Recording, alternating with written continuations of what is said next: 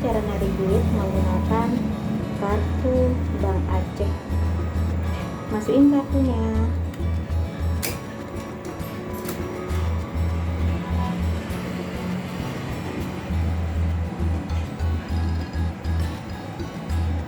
Klik di bahasa Indonesia.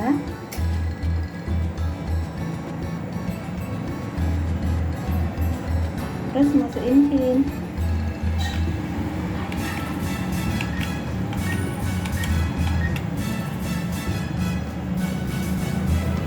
Setelah masukin PIN, kliknya ke menu utama.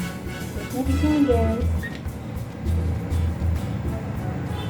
Nah, setelah itu kliknya di penarikan di sini. Terus kliknya di jumlah lainnya di sini.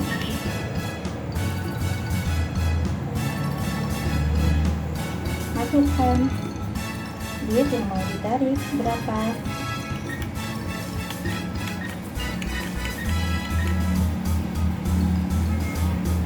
Terus klik benar. Pinnya di sini. Tinggal tunggu, guys, sampai duitnya keluar.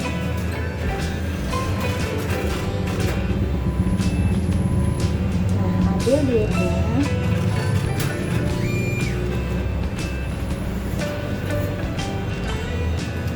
Ambil slipnya. Terus klik tidak, karena tidak melakukan penarikan lagi. Ambil kartunya, guys. Semoga bermanfaat ya, guys.